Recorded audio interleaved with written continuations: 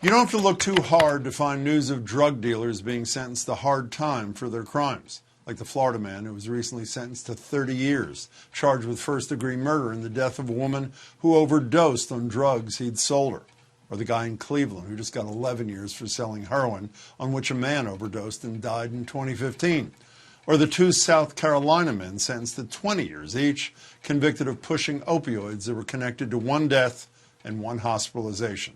That's a combined 81 years of prison time for 3 deaths. 3 too many, but 3 nevertheless, and 1 hospitalization.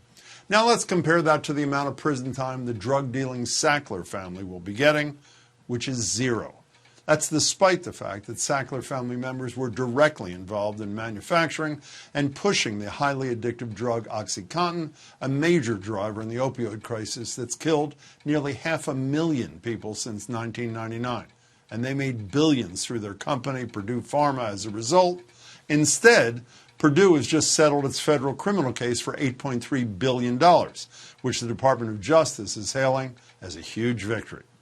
The resolution that's achieved here today is very substantial, very significant. It involves very sizable amounts of money. Both the company and the shareholders are paying a very steep price for what occurred here. But the thing is, Purdue filed for bankruptcy last year, meaning its assets are far short of $8 billion. So in the end, the company will only be paying $225 million to the federal government, and much of the rest of the fines are likely to be waived, as several state and local governments have also filed lawsuits and are seeking penalties too, including Massachusetts. So given the $8 billion penalty that DOJ is celebrating isn't really $8 billion, why not make it $800 billion or $8 trillion even?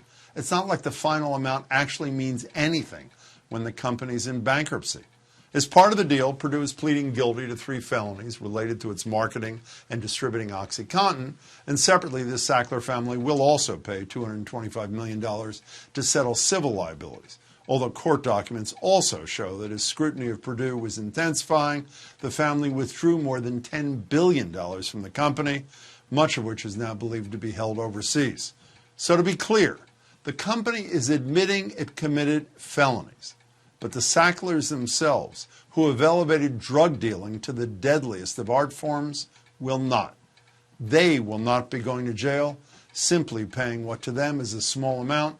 So hopefully we can all agree that that is criminal. What do you think? Email us, tweet us, share your thoughts.